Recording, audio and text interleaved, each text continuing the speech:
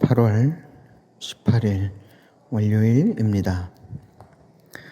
오늘 새벽 우리에게 주시는 하나님의 말씀은 창세기 33장 12절에서 20절, 창세기 33장 12절에서 20절 말씀입니다. 에서가 이르되 우리가 떠나자 내가 너와 동행하리라. 야곱이 그에게 이르되 내 주도 아시거니와 자식들은 연약하고 내게 있는 양떼와 소가 새끼를 데리고 있은즉 하루만 지나치게 몰면 모든 떼가 죽으리니 청하건대 내 주는 종보다 앞서 가소서.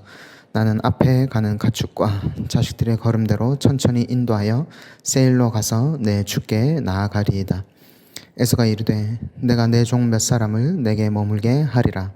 야곱이 이르되 어찌하여 그리하리이까. 나로 내 주께 은혜를 얻게 하소서 하매 이날에 에서는 세일로 돌아가고 야곱은 숫곳에 이르러 자기를 위하여 집을 짓고 그의 가축을 위하여 우릿간을 지었으므로 그 땅 이름을 숫곳이라 부르더라.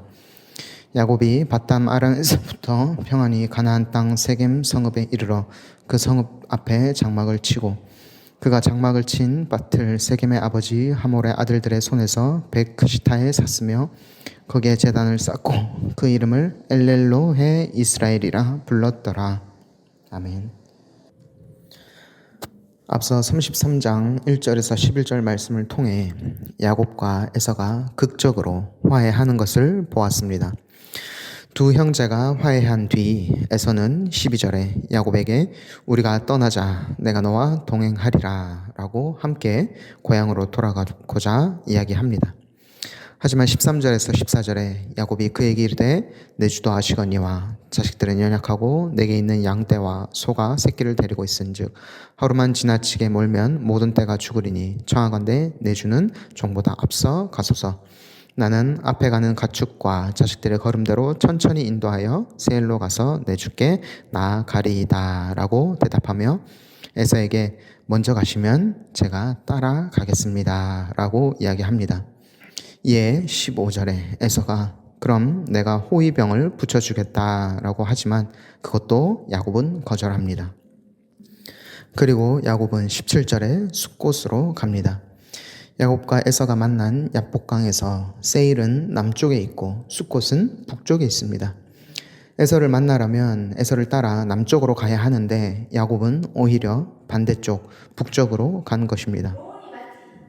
비록 야곱은 에서와 극적으로 화해했지만 에서와 함께 하고 싶지는 않았던 것으로 보입니다. 그래서 야곱은 에서에게 먼저 가면 천천히 따라가겠다고 거짓말을 하고 반대 방향으로 갑니다. 그리고 야곱은 그곳 숫곳에 자신이 정착하기 위한 준비를 합니다. 17절에 숫곳에 이르러 자기를 위하여 집을 짓고 가축을 위하여 우릿간을 지었다고 말씀합니다. 그리고 18절과 19절에 숫곳 근처 세겜 성읍에 이르러 성읍 앞에 장막을 치고 밭을 백크시타에 샀다고 말씀합니다. 즉 야곱은 잠시 숫곳과 세겜에 들렀다가 다시 세일로 가고자 한 것이 아니라 에서에게 천천히 가겠다고 거짓말을 한 뒤 자신은 반대 방향으로 가서 그곳에 정착하려 했다는 것입니다. 야곱은 라반의 소나기에서 벗어나 자신의 고향으로 돌아왔습니다. 고향으로 돌아올 때 가장 큰 문제는 바로 자신을 죽이려 했던 형님과의 대면이었습니다. 야곱은 이 문제를 앞두고 야복나루에서 하나님과 씨름하며 내게 복 주시지 않으면 못 갑니다 라며 처절하게 하나님을 붙들었습니다. 그리고 그는 하나님께 이스라엘이라는 영광스러운 이름을 얻습니다. 하지만 하나님의 은혜로 에서와 화해하게 되고 큰 문제가 넘어가자 그는 너무나 자연스럽게 다시 예전의 거짓말과 자신의 꾀로 원하는 것을 얻던 야곱으로 돌아갑니다. 야곱은 훈련과 연단의 시간을 통해 내 꾀와 내 지혜를 의지해서는 결코 답을 찾을 수 없고 오직 우리의 해답은 여호와 하나님께 있다는 것을 경험했습니다. 하지만 그는 여전히 자신의 꾀와 지혜를 의지하는 습성을 완전히 내려놓지 못하고 하나의 위기가 지나가자 바로 이전의 모습으로 다시 돌아갑니다.